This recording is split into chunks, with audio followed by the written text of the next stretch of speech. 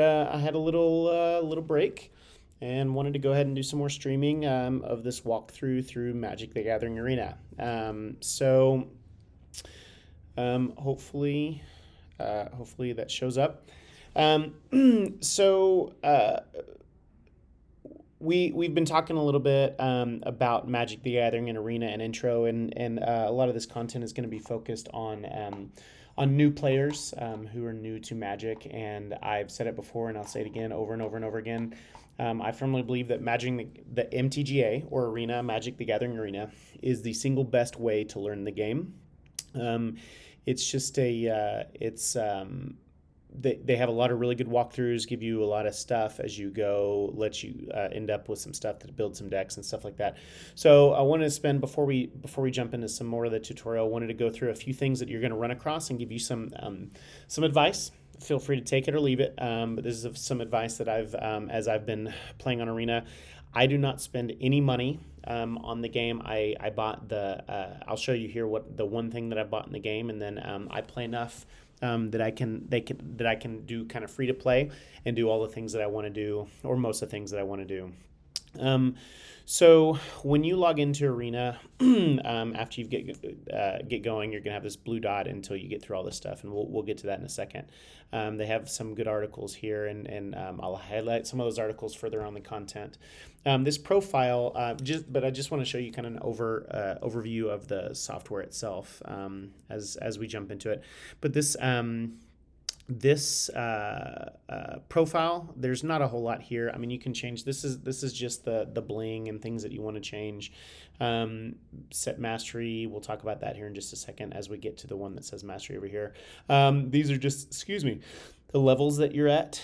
And it talks a little bit about the season when the season ending is coming up. The season for these things is just every month. Which is different than Mastery. Mastery is related to when new sets are released.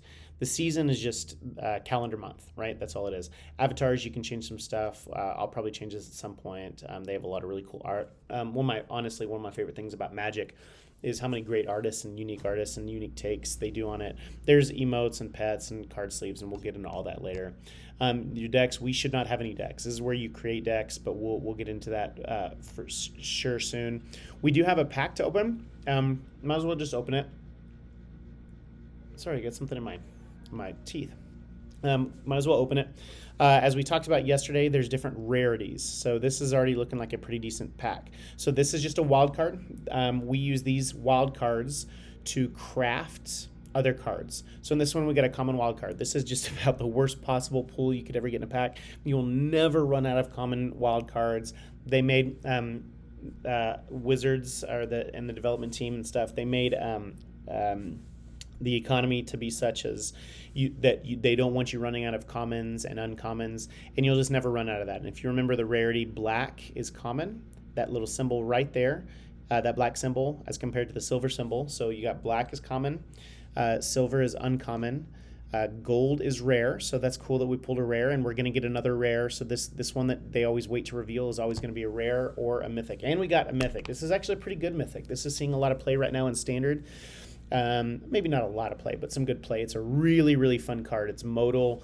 There's a lot of different things you can do. I love seeing this card. Hate it when it gets played against me because it usually wrecks, and a lot of times it can end up winning the game for someone. But it's a great card. So this is a really good pull for us, and so that's pretty good. Now I want to show you when we're talking about the store and the things that I purchase. These deals, it's always worth. I literally go to the store every single day when I log into Arena, because sometimes they will literally sell gems. They'll sell 100 gems for 10 gems, or 500 gold for 10 gold, right? Just little Easter eggs and little things to give it to you. A lot of this stuff, I personally would just say, don't really waste gems or coins on this. Now, waste is relative, right? It depends. If you really like these styles of it, you like whatever, fine, go for it. But what I will tell you is You will not be able to purchase as many cards, get as many things for free if you do stuff like this. If you decide you want to do it, then go for it. Occasionally I'll buy a card that I play a lot. I'll buy something with stuff I already have. I'm not going to pay cash money for it, but occasionally. But I would strongly recommend these things are just to look different. And I don't want to say who cares. A lot of people care. I really like it. Sometimes I like the art. Sometimes I like the bling, the full art ones. But if you go back to featured, thing that I do want, if you need to spend money on it, you do not have to spend money on this game at all to have fun and be successful. Why do you want to spend money on it? Oh my goodness, I don't know what's going on. Is this one time? I'll probably do the math on. Maybe I can just grab it because the scroll is not working well. I'm gonna do the math over here on the adventurer bundle soon. Maybe it's worth it for diamonds. I don't know. I don't need diamonds, so I haven't really ever bought it, so it's not that big of a deal. But if you just want to spend $5 on this game, this will get going. You can look up what it is. I never remember how many diamonds it is. I think it's something like 2,000, which isn't enough to buy Mastery Pass, but it can get you halfway there, a good start. So take it or leave it. I bought it.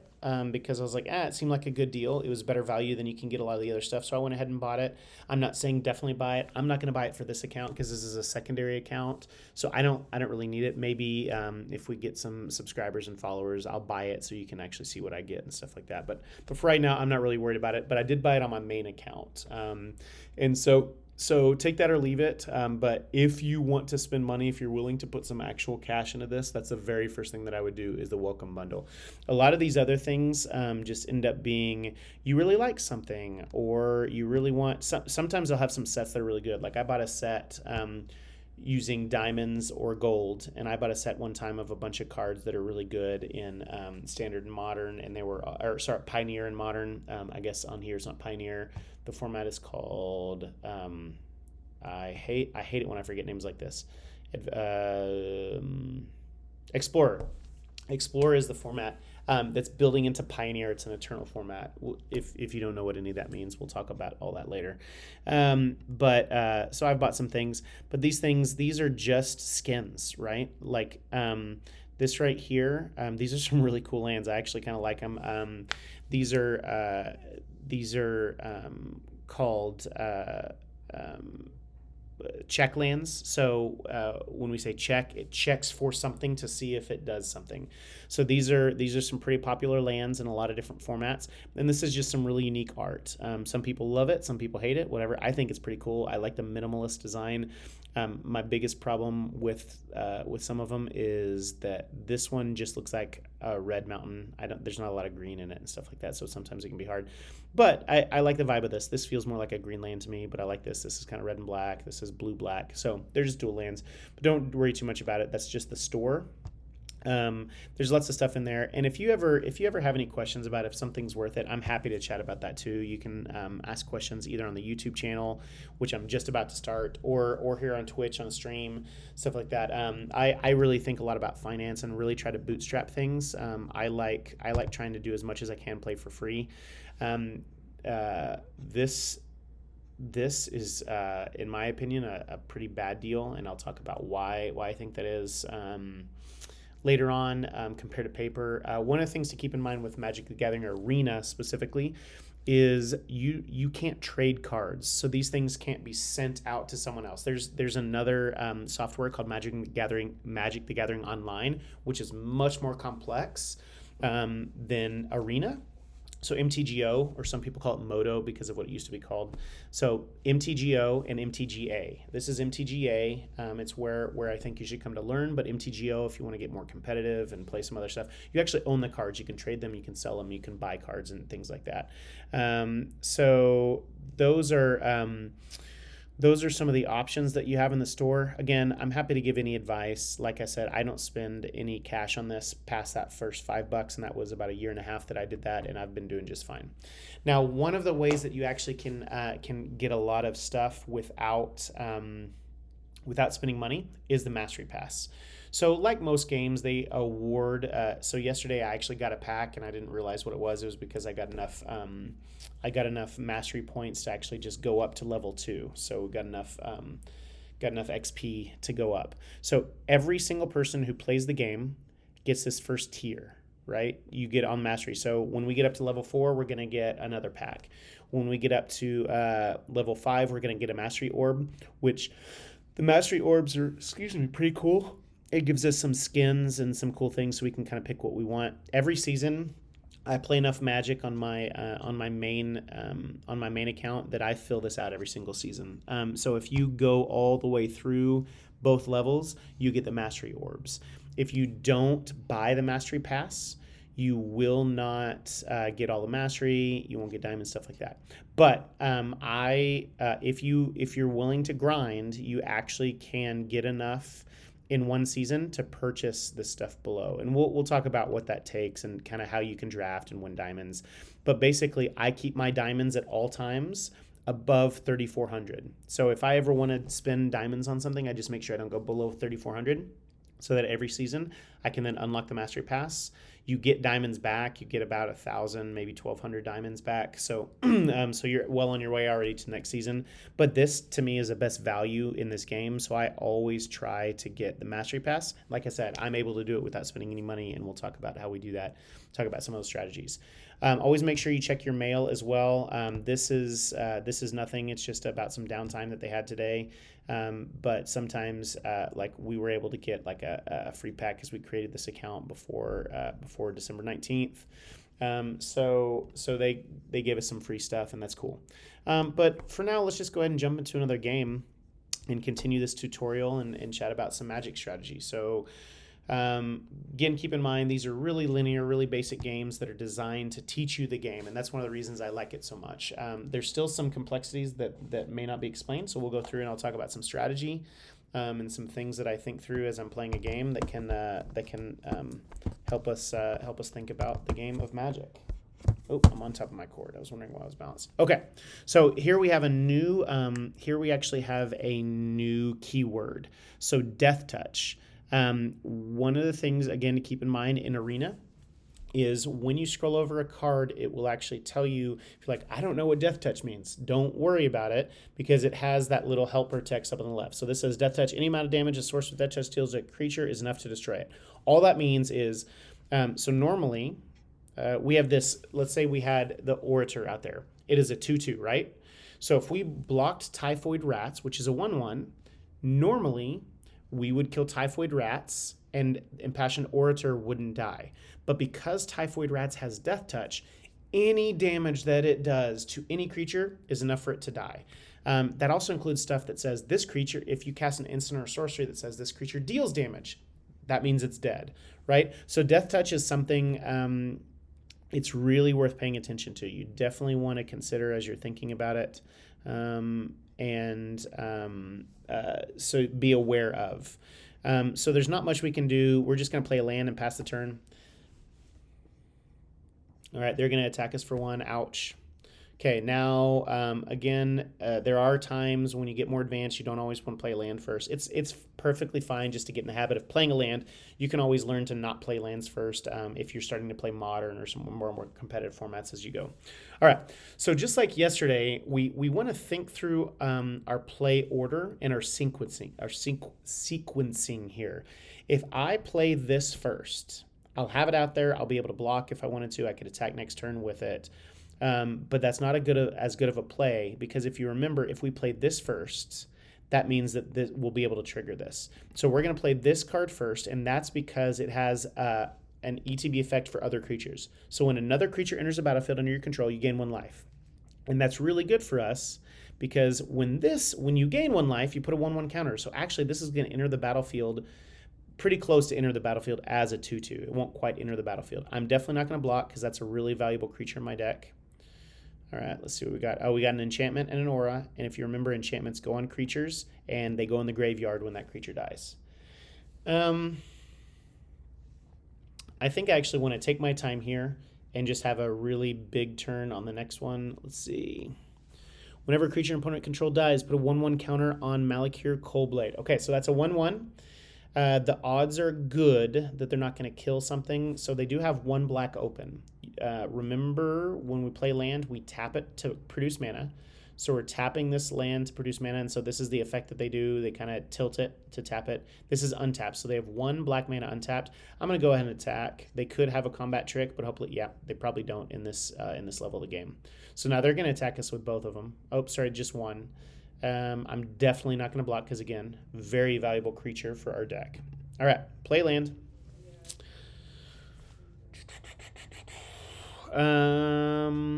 Attacking a creature, this is no good against Death Touch, but I'm going to go ahead and show you this. So this is going to be put in the battlefield, and it'll be a 3/3, and I'm going to talk about why that is. So we play it, and then this triggers twice. Each one of these triggers once, which causes this to trigger twice. So you notice that's a 3/3 now. So this is a 3/3 because it triggered, because I gained 2 life, because it entered the battlefield. So one of the things in Magic is really thinking about how things sequence. So I played this card, it entered the battlefield. Because it entered the battlefield, this triggered, and I gained a life, and this triggered, and I gained a life, which means I gained a life, and so now I get a 1/1 counter. So it can end up being really complicated, but once you get the hang of it, it really does go fast. So we're going to... definitely not going to block this guy. So one of the things that we are going to do is, let's see, this is a 3/3. We're going to give it 3 more and give it flying. So, okay, this is an enchantment. We're going to go ahead and enchant our big boy right here that can get bigger every time we gain life. And I'm going to swing for 6. And let's see if they block. Okay, they didn't. So they're probably going to swing with a 4 and a 1. They're going to probably swing at us with 5. Yep. I'm still not going to block because I don't want to lose those creatures. And I bet they're going to give us a creature. Yep, figured. Okay, so both of these are going to be massive right now. This is going to be cool. So if you want to think about it, so one of the things that I've found that really helps me in becoming a better Magic player is predicting what's going to happen and then actually seeing if I'm correct. So I think what's going to happen is I put Hallowed Priest in. We got 2 triggers from the Orator. So I think the Hallowed Priest that's already in there is going to get 2 counters, and this is going to get 2 counters. So we're going to have an 8/8 and a 3/3. Let's see if I'm correct. Trigger, trigger, trigger, trigger, bam, bam, 3/3, 8/8. There we go. So I'm going to swing with everything now, because why not? It's overkill, but we got it. All right, easy win, as these intro games should be. But like at every level, it can really help when you're playing Magic. It can really end up helping to just kind of think through your plays and really predict what's going to happen, and then what you might want to do in response. All right, so we're taking some more vanilla creatures out of our deck, and they're giving us a Double Strike. I love Double Strike. Double Strike's really fun. It's actually a really underrated mechanic in Magic. So Double Strike just means you hit twice. It's really complicated because there's 2 kind of sequences of hitting, and we'll go through that when we swing with the Double Strike. Then there's this one against First Strike. So First Strike and Double Strike are really closely related. I don't want to go into them too much right now, but I'll show you what happens when we get it. So we're going to actually, let's obviously upgrade the deck. They're giving us upgrades. We're going to take it. All right. So we're going to go ahead and play again. I'm trying to see, this is really difficult to do without 2 screens, but, and it's tough to see the chat. So if you do have anything, I'll check back here occasionally to see if there's anything I'm missing in the chat, if anyone has any questions. All right, let's see what we got. We got a bunch of lands, and I've said it before, this is just personal preference, but I kind of organize my lands. Personally, I do it on the left. I do it on paper too. I'm not too worried about giving people too much advantage over me, because most of y'all will never play me in paper. And really, if you can pay close enough attention to figure out I have a land, then you deserve to beat me. All right, so this is the first strike. This is going to be no good. We have no play turn 1, so let's just play land and go. So turn 2, we're going to play a land and then play a creature. There's not a lot of thought that has to go into these because these are the same creatures. Okay, and again, I'm just getting in the habit of playing a land. Okay, now this is an example of a time when I'm playing. So we're playing against a computer. The computer's going to be playing a little dumb, whatever. But what I'm going to do is I'm going to model good play. And so I'm not going to play this. That a lot of times you can just play a card because it's ready. But remember, we have a main phase here.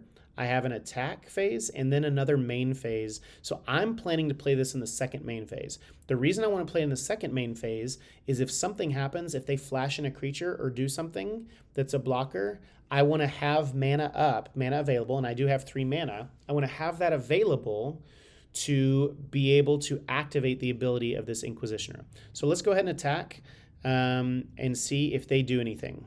Okay, they didn't do anything, so now that's fine. We had that mana open, but now we can use the mana to play another creature. So keep in mind, in Magic, you always want to give your opponent the least amount of information possible. And because of how things work, you can play them at different times than you actually might think. Okay, so here's an example. So what we're going to do, now I could, if I wanted to, I could go ahead and activate this ability and give it first strike. But I can also do that at instant speed. I can do it anytime I want when I have priority. So I'm going to let them block first. Now, first strike. So first strike, and I went ahead and just tapped L and did, so you can see these phases as we go through them. So first strike, all it means is it hits before something without first strike hits. So normally if you go into combat, you do damage all at the same time.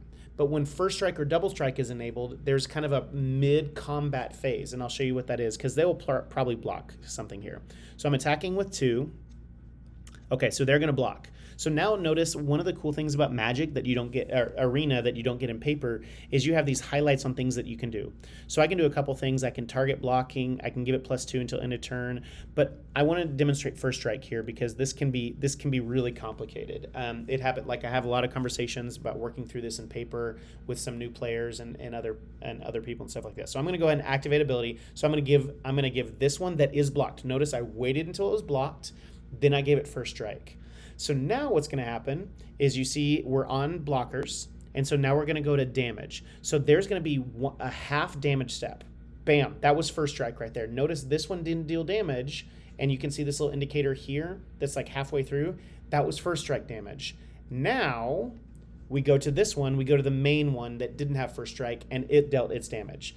So the reason that matters is you can kill things that are bigger than you. So, okay, this is perfect. They did this on purpose. This is awesome. So this is what we're going to do. We're going to go ahead and attack with everything. They're going to block something. Okay, now they've blocked this. So I have to think about my sequencing here. So I want to give it first strike. Okay, it has first strike now to end of turn. Now I can play this to give it +2/+2. So now I have a 4/4 versus a 4/4, but my 4/4 has first strike, which means I kill it and it does no damage to me because I have first strike. First strike is an awesome mechanic. Bam. So I was able to kill that, and notice it didn't touch my toughness because of first strike. So first strike means I deal damage before creatures without first strike. So I was able to kill their creature without them doing anything to me. All right, let's try. Got a 4/4. So we can do a couple things here. We can take it slow. This one, it's going to be, we can't play it right now. Let's just do the exact same thing because they're going to block again, and we have the same combat trick. I use the phrase combat trick. Magic players do when we say we're attacking, and a combat trick is something that you do at instant speed that lets you trick your opponent to make them they do something in response. So your combat trick now is in response, and so you're able to do it. So maybe you kill it, maybe you exile it, you do, or you give something first strike and pump it up to. So we just made a 4/4. Oh my goodness, they're just wanting us to really practice this. All right, do it again. Same thing, same combat trick. Let's do it all over again. So now again, I'm clicking on this, activating the ability after they declare blockers. And then this is an instant, so I can cast it at any time. Doing that. And yet again, we're doing the same thing. Let's keep it coming. All right, they only have 2 cards in hand. We have 4 cards in hand. We're looking really good. All right, so they got to draw some cards. That's cool. Yeah, drawing cards. All right, y'all are way behind. Let's see. I got a 2/1. Okay. What'd they give us? Give us a 3/3 and has flying.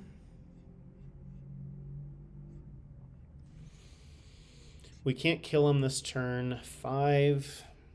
I think let's make this fast. Let's go ahead and... Well, let's do another combat trick. So let's just gain life. Let's get this ready. And so this one, we don't even have to use this card because it's a 2/1. So now we're just going to give this first strike. And then hit it. And so again, they're blocking, they're chumping, but they think they're actually going to kill it. So 2/1, so it's probably a good thing we didn't give it a 3/3 with flying. They're probably going to give us a land here. Yep. Let's see. 2, 3, 4, 5. We can swing for 5.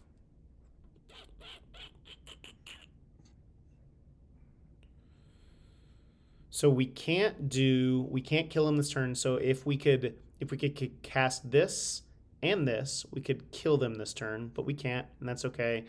So let's go ahead and just give this 3/3 with flying. And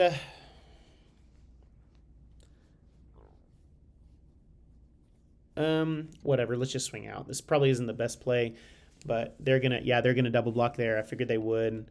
And then we have 4, and so then I can actually save this creature. And then we're gonna win next turn. We're gonna win next turn easy, and you know why? Because we have something special. We have this card right here, tap all creatures, and we have lifelink. So remember, lifelink means when it deals damage, you gain that much life. So we're going to end the game with 28 life, and they will be -4. One interesting thing about lifelink that you have to keep in mind is it can actually keep you in the game even if you go below. So the way damage is assigned in Magic, if you have lifelink creature and you let's say you have 1 health left, you have a creature with lifelink with 4 power, and you get hit for 3, so you go to -2. But then your lifelink will give you +2. So lifelink is a pretty cool mechanic. All of the major keywords are pretty interesting, and there's always interesting things you can do.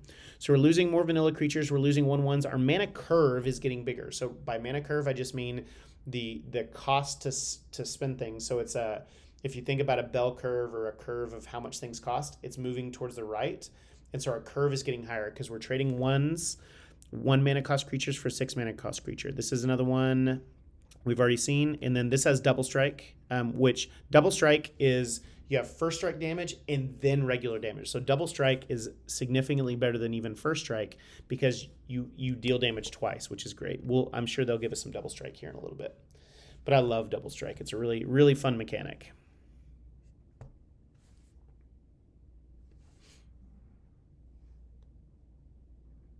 All right, so here we go. We're going to get to see some double strike. So the cool thing about double strike is this looks like a 1/1, but it's actually more like a 2/1. So I'll show you when we attack next turn. Attacking, blocking, or blocked creature. Okay. So, all right, vigilance and reach. Well, if it's blocked, I can kill this. So they have 6. Yeah. Okay. I'm going to do this. I'm going to attack, and they're going to block, and I'm going to do a little combat trick here to show you how double strike works. So it is now this is highlighted because it's blocked, so now I can cast this creature. So I'm going to highlight, cast this. So now this is a 3/3 with double strike. So I actually do not need to use this one. Now, this is why it's confusing. It looks like I'm only dealing 3 damage, right? But what I'm really going to do is I'm going to deal 6 damage. So just like first strike, we're going to go here. There's first strike damage, right? It dealt 3 damage first strike. Notice it has not hurt me at all. Then we go to the main damage. I kill it, and it deals 1 damage to me because it's a 1/6. So our treetop recluse dealt 1 damage to us. But we dealt 6 damage to it because we were a 3/3 with double strike. So double strike is really, really powerful. There's a really big card in Modern right now called Fury that has double strike, and it's a 4/4. you can get it to, it's a 3/3, but you can make it 4/4 really easily, and you just end up winning a lot of games with that. So we're going to do the exact same thing here. This already has double strike, but we're waiting for them to block, so we can do that. We're going to go to double strike, 3 damage. That was the first strike damage. Then here's the main damage. Again, exactly same result, and we're just pounding through their deck right now. That is a 10/10. That's not going to be, aha. So we can't do the same thing, but they gave us something even better. So now, enchantments, so far, all the enchantments we've used, we've only ever enchanted our creatures. But notice, read what this says. It says enchant creature. It doesn't say enchant creature you control. The language in Magic is very, very precise. So this says enchant creature. That's any creature, right? So I'm going to go ahead and enchant their massive Gigantosaurus. So now it can't attack and it can't block. So there's no reason to not play this. Normally I'd probably wait till the second main, but that's fine. There's no reason. They're tapped out. They can't do anything. Did you see that again too? 1 damage, first strike, another one. So this has hexproof. Now hexproof is another mechanic that means it can't be targeted by opponents. There's something really similar to this.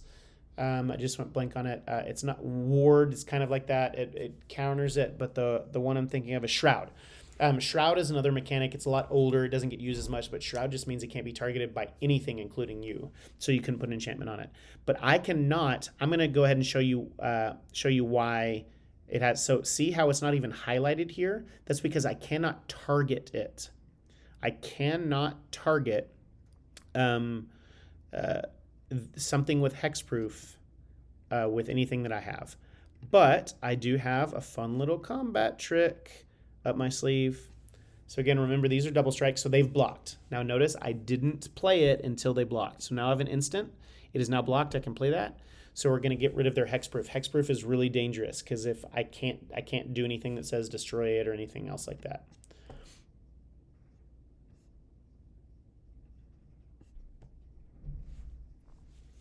All right, let's see what our opponent does. Another Gigantosaurus, and just in time for another Pacifism. Pacifism is actually a card, the set that's getting released, what's today, Thursday? Set that's getting released tomorrow. Pacifism is some pretty interesting removal in that. It's a card that's in Dominaria Remastered.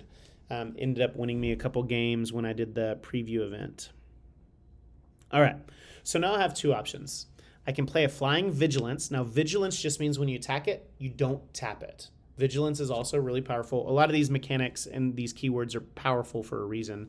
There's a reason they have a specific keyword because they can do something really cool. So I can play a 4/4 with Vigilance, or I can give my double strike 3/3 and give it flying. So think about it real quick. Which one do you think will have more damage over the long run? A 4/4 or a 3/3? At first glance, you're like, well, you definitely want to play Sarah Angel because it has flying and Vigilance. But this, if you remember, we have double strike on both of our creatures. So now instead of 2 damage and then 4 damage each turn, I'm going to deal 8 damage, 10 damage each turn. So watch this. They're going to be down to 2 at the end of this turn. There's the first strike damage. There's the main damage. First strike, double strike.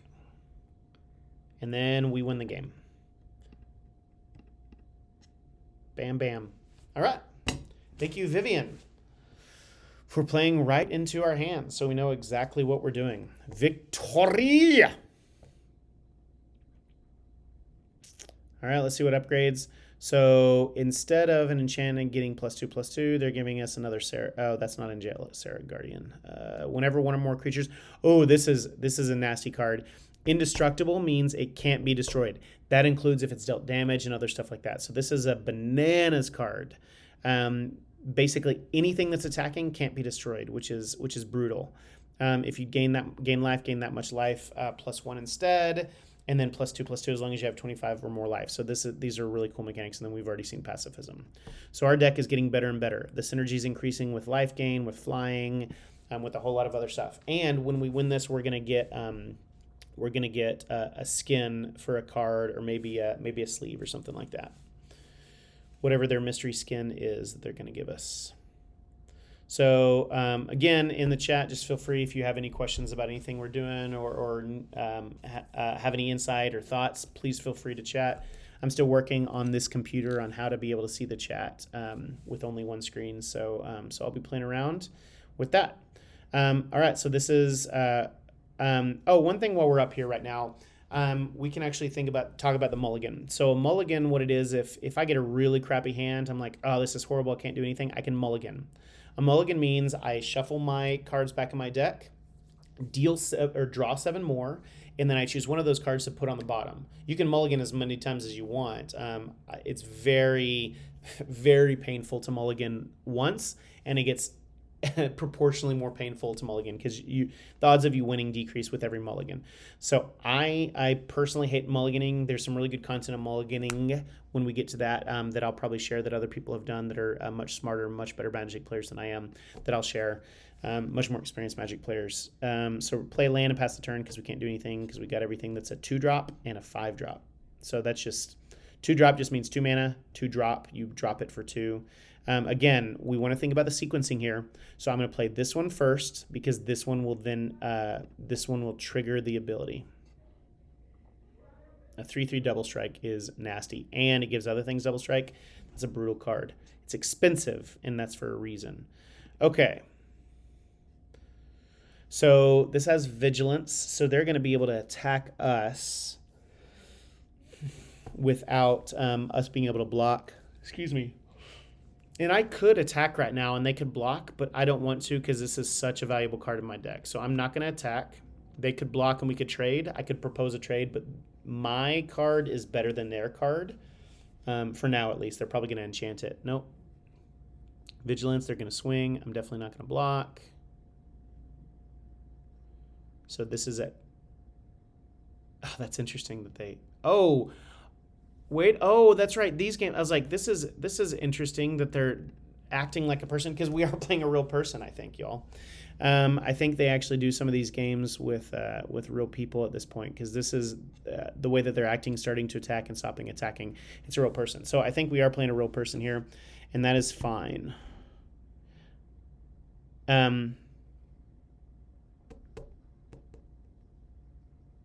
Okay, they're going to give it 2/2 until the end of turn. That's fine. I'm definitely still not blocking. No blocks. They're doing 4 damage. It's not that big of a deal because we can gain a lot of life. All right, I'm playing a land. Now, one thing to notice here. So if this says when another creature enters the battlefield, you gain a life. Okay, so we're about to gain a life. So we're going to get a counter on that when I play this creature. The other thing is when this enters the battlefield, you gain 4 life. So when that happens, that's going to be an event of gaining life.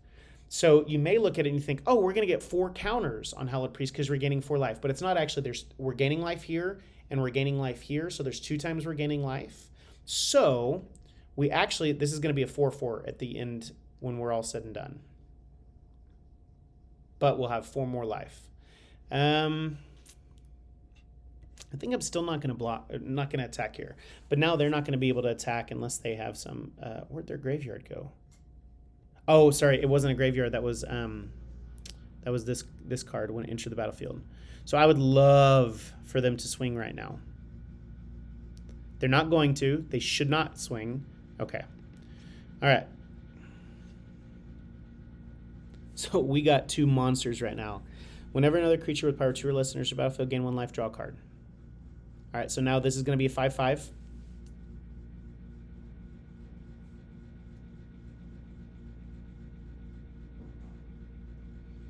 I'm still not ready to swing with this because they can double block, and this is about to get massive and pretty close. We're going to give it double strike. So I'm not swinging with this. I am just going to go ahead and attack with this and see what they decide. They could just chump with that and lose it. That's the best case scenario. They're probably going to double block, though, if they do that. And if they do that, then I'll probably get rid of their vigilance creature, actually. I'm more worried about vigilance than I am about a 3/3. Because that's just an enter the battlefield effect. So there we go. That's did they give it first strike? Oh, it was just a 1/1 counter. I was a 3/4. They were a 3/3. They put a 1/1 counter. That's fine. That's one of the reasons why I swung with that. Okay, Vigilance and Reach, got it. That's a scary creature. There's a chance I shouldn't have attacked there, but that's fine. All right, we're going to play this and play our... So this is not as good. I might actually think about playing this if they hadn't played this 4/4. Because Reach, remember, flying gets past anything that isn't flying or has reach. But this, even though it's not flying, it can block things with flying. So I'm going to put our big boy out here. Get another life, make that a 6/6. And I'm not going to attack because I want everything to have double strike. I could use some more creatures. Okay, they get to draw 2 cards. Good. Thankfully, they don't have any creatures with flying. They got a lot of creatures. I need to get rid of this so I can start swinging with flying. But this, man, this is going to be 12 damage. Actually, 14 damage. Oh, perfect card. This is the absolute best thing we could have imagined for. So check this out.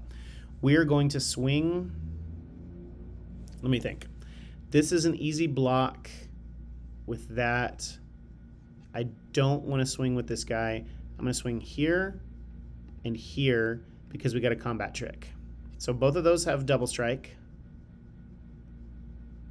Okay, they're going to block there. Okay. Block there. Okay, so they're just chumping with the 2/2, and they're blocking here to try to kill it. But I'm going to do my little combat trick. Deal 5, so they can't kill me. And that's fine. I'm just clearing their board here. I still am not dealing them damage, but that's okay. But next turn, I get to swing with this and this. So double strike for both of those, and definitely swinging with this bad boy. If I get another creature, that's even better because now they're going to... So they're getting to where... Oh. That's a 7/7 trample. Oh, this is great. Okay, when it enters the battlefield, put a 1/1 counter on each other creature you know... On each other creature you control named Charmed Stray. So we don't have that anymore, but we do get a draw card, and we get a counter. Okay, I think there's only one play here. I think we're making our big priest have flying, so they're going to have to block with this because this is fatal. This is 24 damage. So I can swing with this for sure.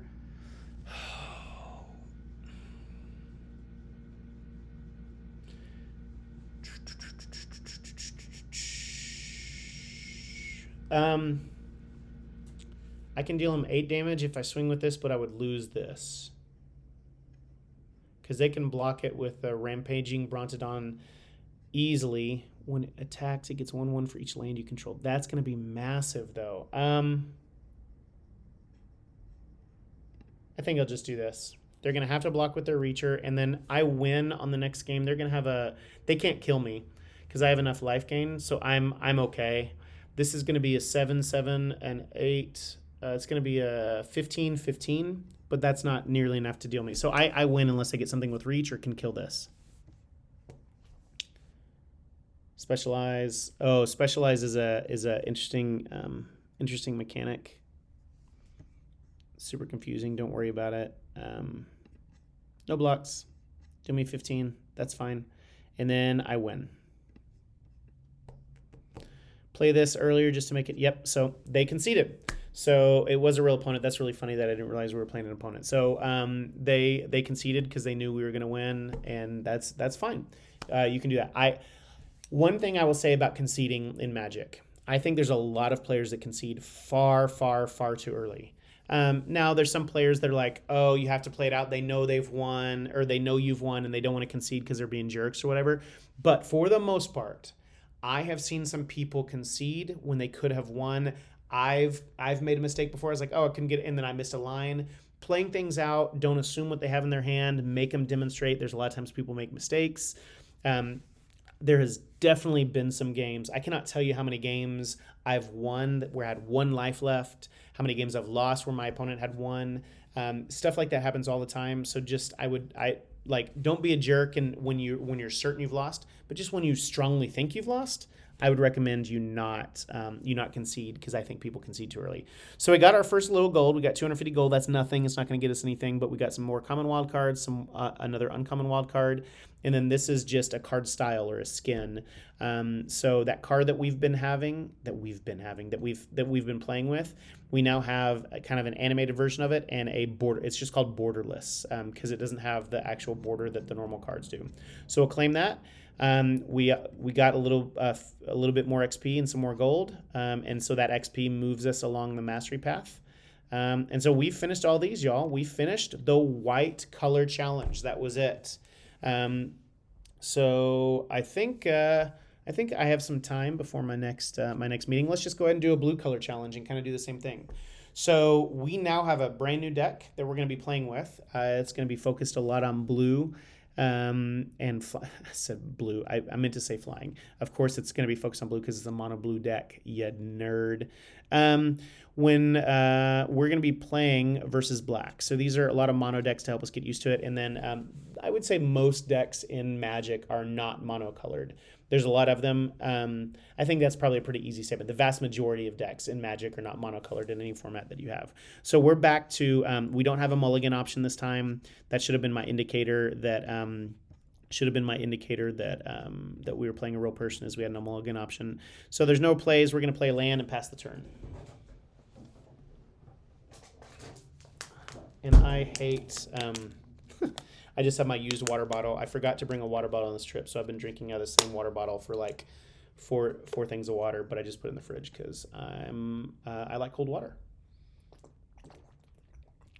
All right. When it dies, target creature gets -1/-1 to into turn. Okay.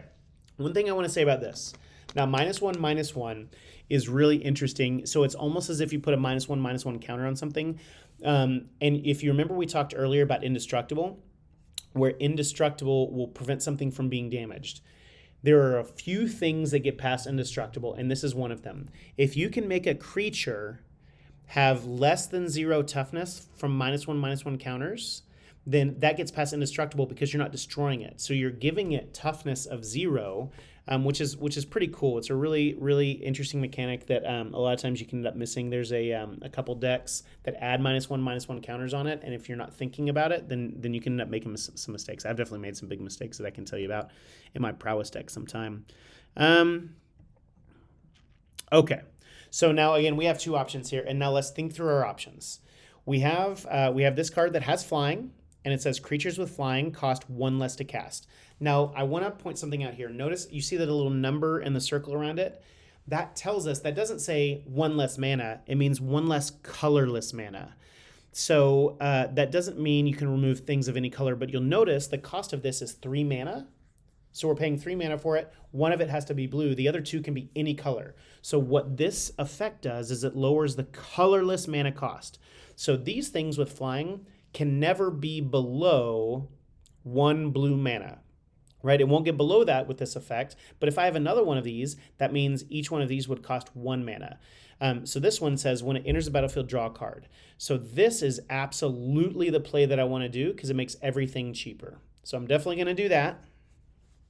So now you notice it took away a colorless. So now instead of 2 colorless, it's 1 colorless. So we're going to play that, and now we get to play 2 of these. Let me actually look at this. Other creatures get +1/+1. Now I want to draw some cards. You get to draw a card. There we go. And now we have another one that lowers the cost. So now look at these. These are now cost 1 mana each. So we're getting a lot better, a lot faster. What is this other creature? I should have looked at that. It's just a vanilla creature with a bunch of flavor text. Definitely not blocking. Flying is great here because it just evades everything that they have. All right. 3, 4, 5. I have 5 mana. I'm just casting everything. I'm casting this is what's we call this in Magic. We call it a lord. So a lord just is something that gives certain types of creatures more. Probably technically this isn't a lord. Someone who knows all of the nuance might know better. But lords a lot of times are like a merfolk lord. All merfolks get +1/+1 or whatever. This isn't a creature type, but it's something with a creature effect. With an effect or with an ability, which is flying. So each one of these, you'll notice on Arena, it's highlighted blue when something is different. So these would normally be 2/2 and a 2/1, but because of this, and I'm just going to call it a Lord because the concept is the same. There might be a technical name that's a little bit different, but it works for me. Um, so they're going to make it bigger. So now we win the game next turn because look at how much. So we already have enough on the board, but might as well we're here to play Magic, right? So we're gonna cast some cards. Return target creature to opponent's hand. To its owner's hand, excuse me. So this is notice this is an instant speed. So this can be used for a lot of things. Cards like this can be used as defense. It can be used to clear from a problematic blocker. It can be used for a lot of things. Let's just show you what it does. So when I return a creature to its owner's hand, I'm not destroying it. So if it has when this is destroyed or when it goes in the graveyard or some kind of effect, it doesn't do that. So I'm just gonna put this back in the grave or back in their hand, whatever, and now it's revealed. So you see I can see the card because it's back there. That doesn't matter. It also can be used to clear the field, but also if they do something that says destroy my creature and I really want that creature, I can play it to bounce it back to my hand so I don't lose the creature and then I can cast it next turn. All right, just checking the chat. Nothing in the chat. All right, so we're losing this enchantment for 1/1, and we're getting some more flying, and we're getting something that's unblockable. Again, our mana curve is going up, which is just the cost that it is to pay for an average card.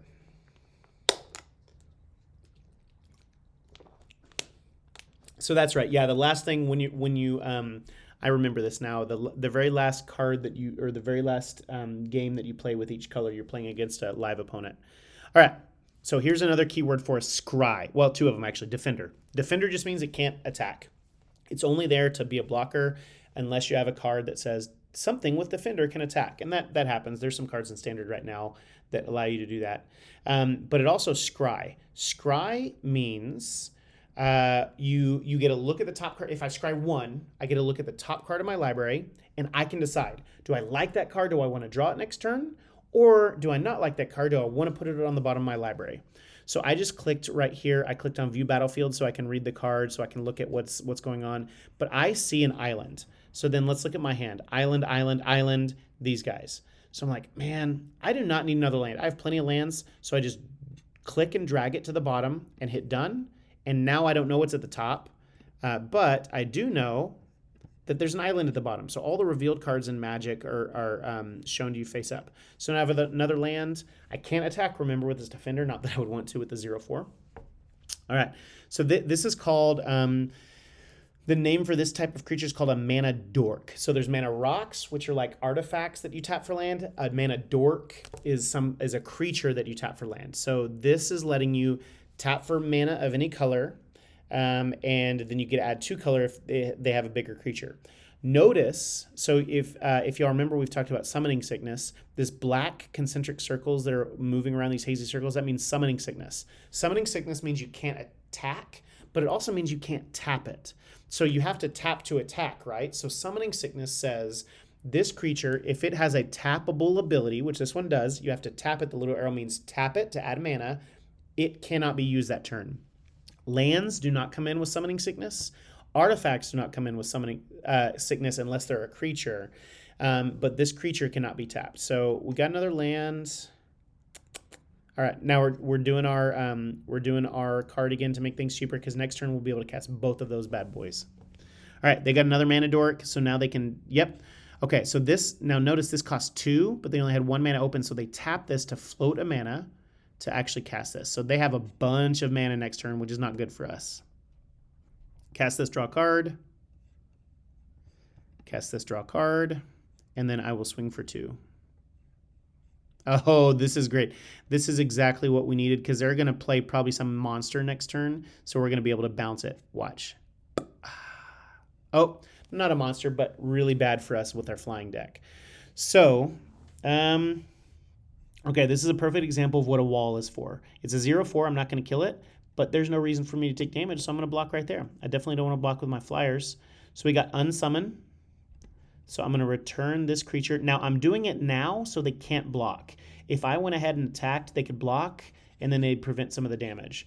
But I am going to cast this now to bounce their spider back to their hand And then I can even click all attack because the defender can attack, so the program won't let me. Bam, 12. So they're on a 2-turn clock now. I will win in 2 turns if they can't figure out what to do. One of the things that they can do is get that card, but now we all know what's going to happen. All right, so I'm letting them swing before I do anything. I'm going to block 2 damage here. They now have no other mana, so I can do it now. I can wait. It doesn't really matter. I'm just going to bounce it now just to get it over with. But I could wait till the end step. All right, now we get this one. So we win. We're going to swing with everything. We got 6. And then even when they play this thing, I can make this unblockable next turn. So unless they can destroy something, I win. So they'll be able to block 2 damage. So I'm going to go ahead and, all right, let's look at the activity and how I know we won. So we have 6 mana, and it says it can't be blocked this turn. So I'm going to go ahead and activate that. So I'm dealing 4 damage for sure. Then I'm dealing 4 damage for sure as well because they're flying, so they can't be blocked. So our opponent can block 1, and then we win. Thank you, Vivian, for yet again a good game. So that unsummon, you can see how good that is because we were able to get the things that could block us and keep dealing damage. Get the things that could block us off the battlefield and keep dealing damage to them. All right, we're losing some flyers. I love this card. This is a main card in a brawl deck that I do. Okay, then 1/1 till end of turn. So this when flyers enter, it can pump it. All right.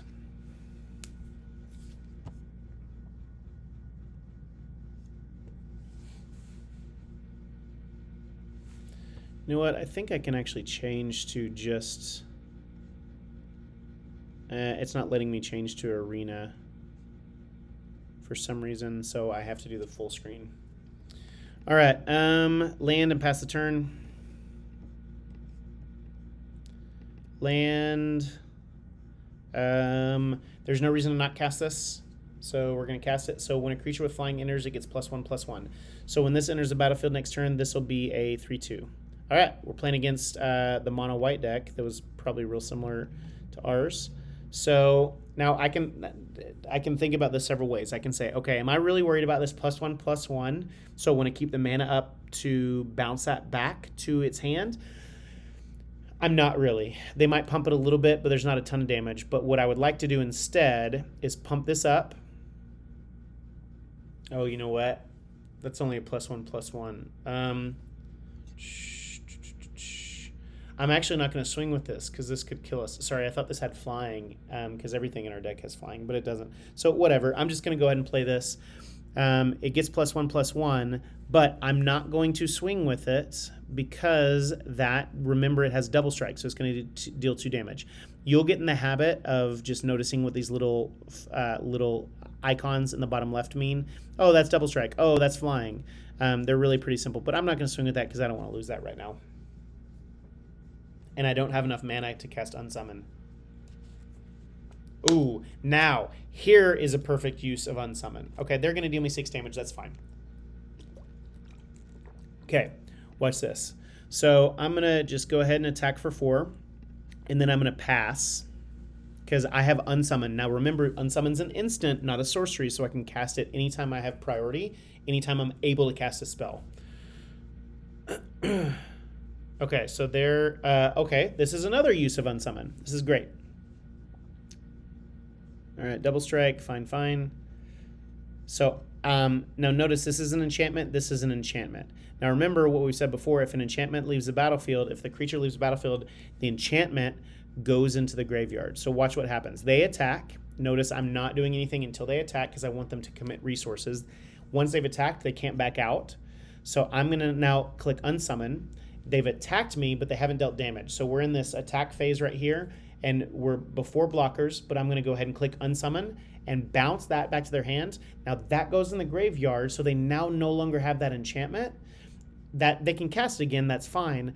I can do the same thing here if I really wanted this card. I could bounce this to my hand and then cast it again and lose pacifism. I'm not too worried about that right now. So I'm just going to swing for 2, and I'm going to wait. I'm not really worried about 2 damage at this point. So If they enchant it, I'm going to unsummon it. But otherwise, I'm not that worried about it. Yeah, +2/+2. And still, I'm not casting it yet because I want them to commit all the resources just in case they have some instant speed instant speed cards, instant speed spells to cast as well. So I'm going to unsummon that so I don't take 6 damage. Oh my goodness. Unsummon again. So this is fun. So this says when it enters the battlefield, you can turn a creature to its owner's hand. So let's just do that. Let's just bounce you back. Now notice, remember, every time they cast again, you're like, oh, they're just casting again. Whatever. That's not that great, but it has summoning sickness. So that means they can't attack. They can block, but they can't attack. So I'm just saving myself time. Now, something else to notice about this card, it says you may return a target creature. That's giving me the option. I don't have to do it, but I can make a decision. Do I want to? Does it benefit me? So because it says you may, I have that option, and I absolutely want to send it back. There are times when you might not want to return a creature that they control to the owner's hand if it has a good ETB effect or something like that. But I definitely want to return it then because they have something. Oh, this is perfect. This is perfect. Okay, so they did pacifism on me. That's fine. They got the double strike. So what I'm going to do is I'm going to attack for 2. Then I'm going to unsummon my own card. Now I have 6 mana to cast it again.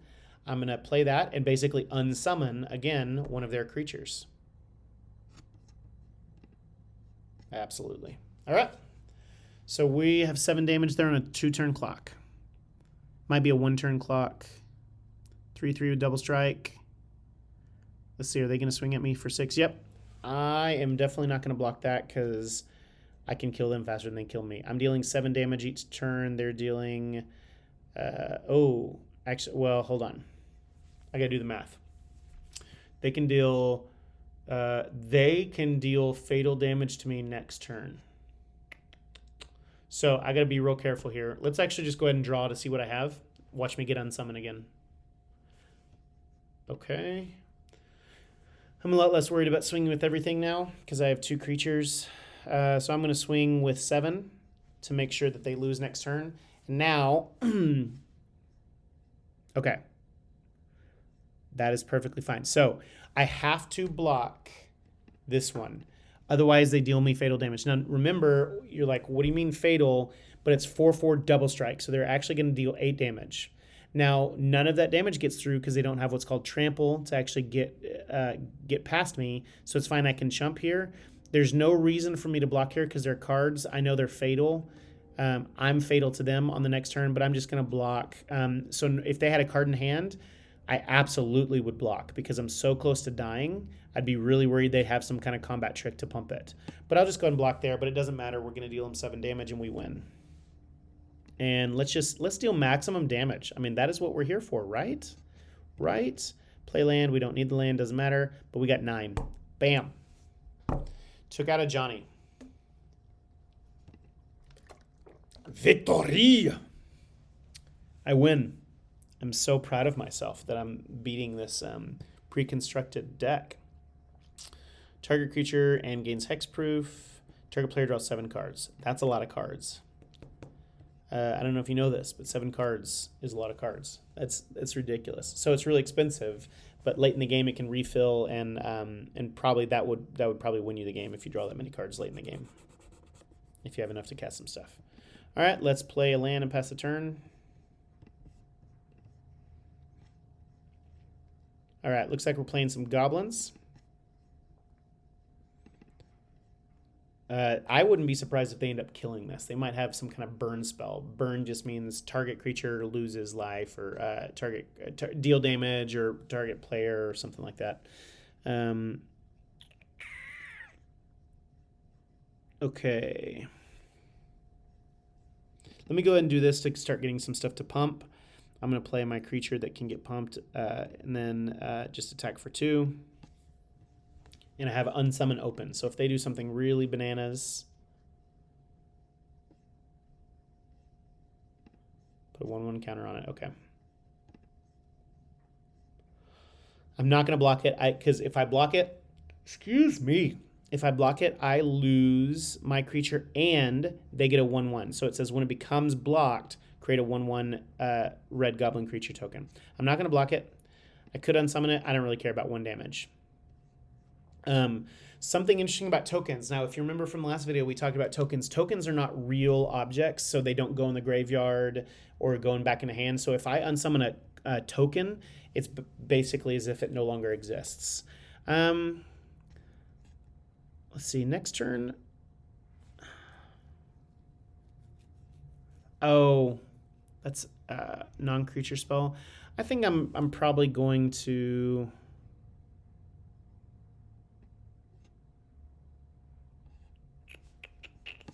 They could cost, yeah, nah, I don't want to unsummon. I want to save that for something. I'm just not worried about a 2/2. Yeah, and plus I got that.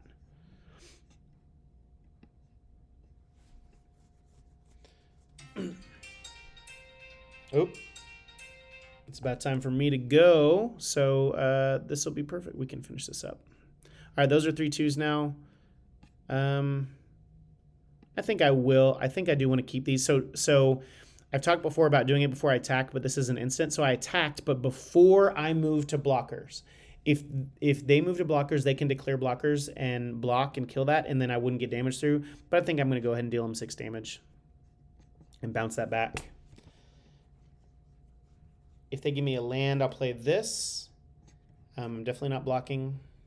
If they don't give me... Okay, they gave me a land, so I'll play my flyer. And then I'll go ahead and swing and try to get rid of that guy. That's fine. Because we have fatal...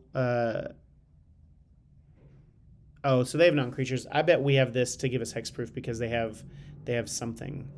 So I'm going to go ahead and unsummon this.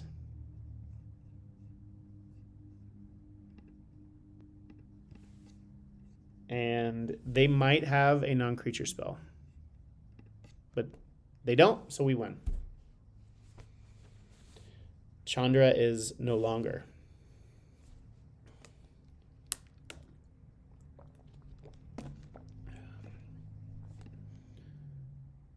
All right, we got one more. Let's finish out blue and finish this stream strong.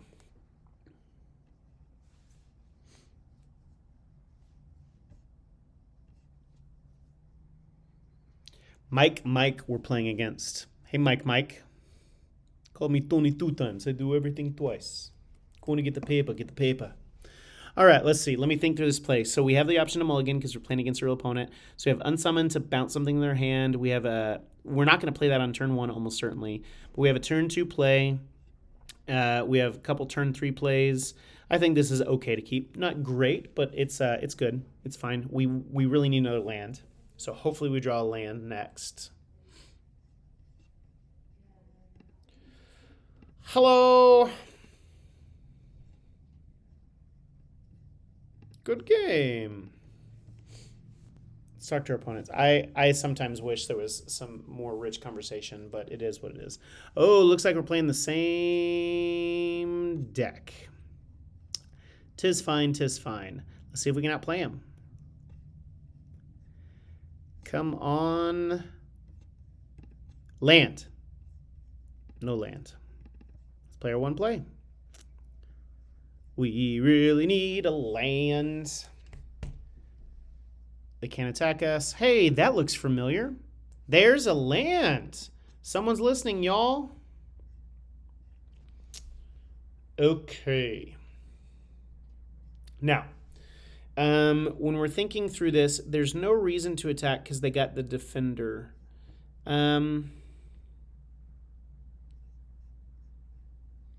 I think I'm interested in...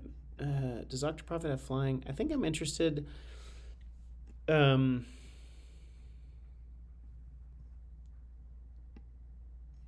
think I'm interested in making flying creatures cheaper because then we can buff this.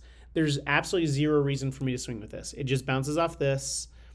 They could kill it with this, and I just don't really want to trade right now. I feel like I'm ahead, so I'm just not going to attack. If I could bounce that, then maybe I'd attack to get rid of that, but I'm just not really interested in that right now. All right, they're drawing 2 cards. Oh, wait, let's see. Draw 2 cards, and it costs 1 less if you cost a creature with flying. Okay. So I have a flyer. This is cheaper. There's no real reason for me to cast this because I'm just not, well, let's just go ahead and do this because this can buff up pretty big. So I'm going to tap it. So it says when it enters the battlefield, tap it, and it doesn't untap during a controller's untap step. That means it can't attack, right? So I'm just going to blink, ping them for 2.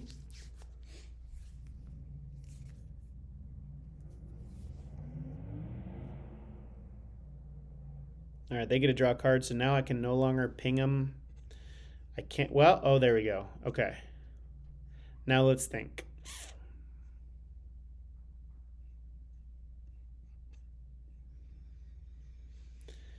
I can go ahead and attack them. I think I need some card advantage here, so I need to see what's coming. So I need a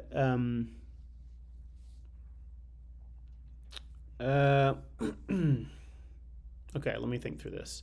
We have 4 mana here. We have 4 lands. This will go up to 5, and that'll be cheaper. This is actually perfect. I'm not changing anything on this. So I'm going to make my land drop. Then the next turn after that, because it's cheaper, I'm going to be able to cast this and bounce a creature. So we're going to go ahead and I'm going to go ahead and attack with that. That's fine. If they want to block, I don't want to bounce that back to their hand with unsummon because they get to draw a card when it enters the battlefield. Oh, sorry, that was dumb. That was a really bad move. I shouldn't have done. I forgot that was making our spells cheaper to cast. Now I can't even do the line that I was thinking of.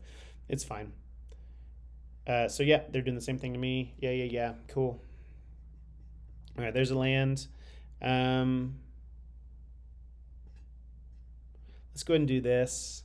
So then we'll be able to non-creature spell. Again, no reason to attack with this. So I know what my next card is, but because I'm a dork, I misplayed. Well, congrats. You get to play it now. I couldn't play my card that I was about to draw anyway. So next turn, I'm going to go ahead and scry.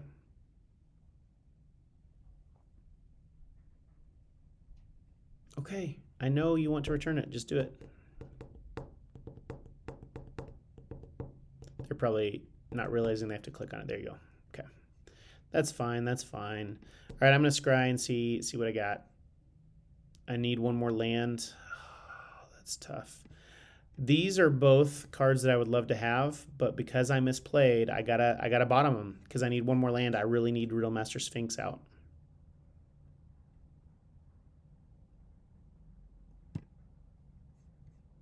You know what? I also could unsummon Octoprophet if I get desperate.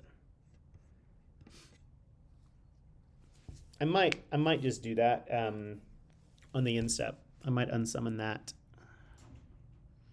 I could unsummon their wall too. No, because I'm not going to swing with the 5/5. Well, they're going to swing. They're going to swing their 5/5 right now. They're going to swing at me.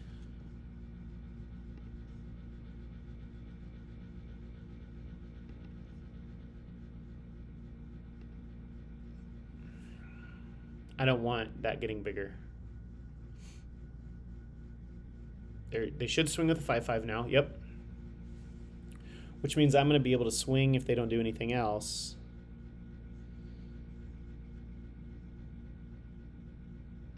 Okay. Yeah, I need a draw because that. Please give me land. No land. Well, I got my card back that I made the mistake on. So now notice I'm swinging with both of these. I'm swinging with a 3/3 and a 3/3, even though one of them will bounce because I'm still getting through to deal 3 damage. There's no reason to keep them back because they're not flying because they're swinging with a flyer. So I definitely don't want to do that. All right, so they're going to play this again. I have to assume, yep. And then I get to play that, and then next turn I can play the Sphinx and unsummon that. All right, that's fine. They're going to swing with the 5/5. I will not block. It's getting dicey. Oh, even better. I think I'm going to bounce this. Take action. And then swing with everything. They may decide to trade this, and that's okay. I need them to have less creatures. They're not trading. Okay, they want to swing at me with 7. They might. I really hope they actually win if they can play this and a non-creature spell next turn. I probably should have thought about that a little bit more carefully. No. They don't win. They're able to get rid of my Sphinx, though. I really hope they don't have a non-creature spell in hand.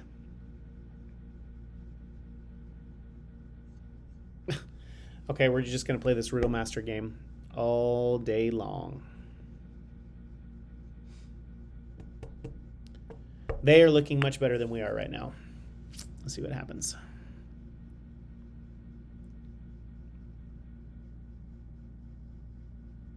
I probably should have been a little less aggressive.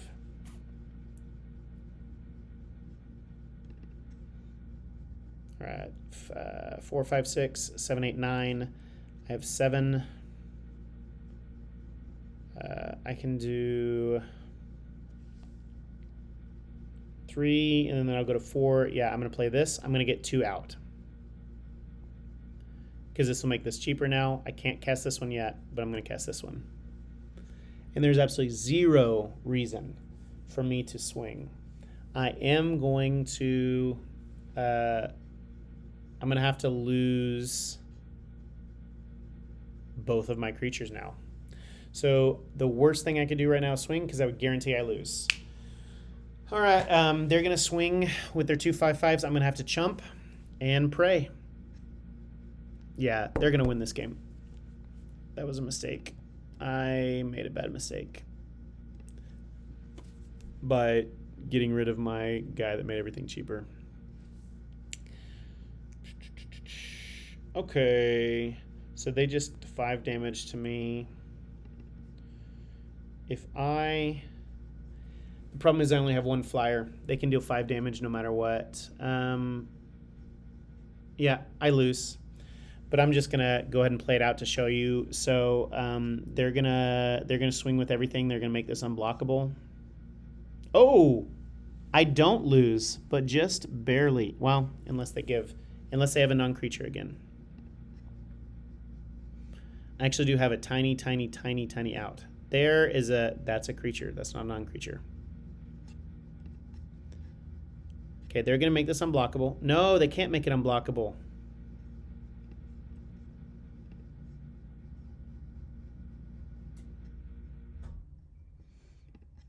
Gonna kill that. Gonna block that. I mean, it's not like I'm winning this game, but that's kind of what I said though about like giving up too early. So they're gonna, yeah, they win. If they play this correctly, they win. They can Riddle Master Sphinx, my Riddle Master Sphinx, and swing for 5. Surely they're gonna do that. Good game. Well played, opponent. Well played. So they bounce me back. They swing with everything. They win. So now I'm going to just show you how I concede, because I've definitely lost at this point. There's no chance to win. So they won, and then you just click on the concede button. And we conceded. That's fine. I made a misplay there, but that's one of the things, like, you can really get in a hurry and play too fast. Just kind of think through it. We got our skin again there. We've got a few more cards we don't care about. The gold is nice. All right. So we're 2/5 of the way. I said 2/3. 2/5 of the way through the color challenges. So that's great. We're making some progress. We have 5 common, 5 uncommon, and 1 rare card. Now, again, I've said this before, and I'll say it again. Don't spin these for quite a while. You really want to know what you're trying to build and what you need before you do it. Like any game, a lot of times there's things that you can build and things that you can spin it on that you just don't want to. And so I would just strongly recommend you don't do it. I will actually, when we get these starter decks, once we finish the color challenge, we'll get a whole bunch, and I'll have some conversations about upgrading those cards. Well, get started. It's like, it's get started because I did just enough. To actually to get past the stage, so now I could actually play regular games. Real quick before I sign off, I'll just share this too. These things, these daily rewards are one of the most important things you can do if you want to play for free. If you hit these daily rewards, it's the easiest way to get EXP EXP. I keep saying that. It's the easiest way. Wow, experience points. It's the easiest way to get XP, and also just gold to buy on other things. So they have other things. Now we're actually getting this. It's play white or red spells. We played 10 of those in the white game that we played. We cast 10 white or green spells, and then this one is black or red spells. So we got those. You don't get those for the demo games we're playing, but you get these rewards for playing against other players, and so we did that. The daily win rewards is not worth to go for. It's just not like it's not worth your time to make sure you get 15 wins. 15 wins is not easy to get in a day, because that means you're playing. I mean, if you get 15 wins in 15 games, well done. But it's not going to happen. It's a really competitive game, so you're not going to be getting that, especially if you start out. So personally, I never go for this. If I have a really slow day, if I'm like, just playing for a crazy amount of time or whatever, I may get it. And if I'm at 14 or if I'm at 10 or 11, I'll go for it. But it's really not a good reward for what it is. But your weekly win rewards, if you're playing enough to try to play for free, you'll end up getting this pretty easily. Hopefully, if you're not winning 15 games a week, then we can chat about. But we'll be chatting about some strategies to how to get us some wins and end up making some good decks and stuff like that. So they do want us to buy a pack, and we'll just go ahead and do that next time. So anyway, but thanks for checking it out. I'll be publishing this on YouTube as well. So thanks for following on YouTube. Thanks for following on Twitch. We'll see you when we see you. Y'all have a delightful week. And I'm actually going to go play. I'm in Salt Lake City for a conference, and I'm actually going to Oasis Games tonight to play some Modern, and I'm super excited. I always, if I have time when I travel, I always try to go to local game stores to support them. I'm going to buy some packs, probably buy some cards I'm looking for, and then play some Modern. And I love the community, the Magic community. Just get around, go hang out and meet new Magic players. And so I'm really looking forward to that. So I'm gonna head to a meeting and then go play some Magic, go get some dinner, and then play some Magic. But hope y'all have a great one. I'll see you soon.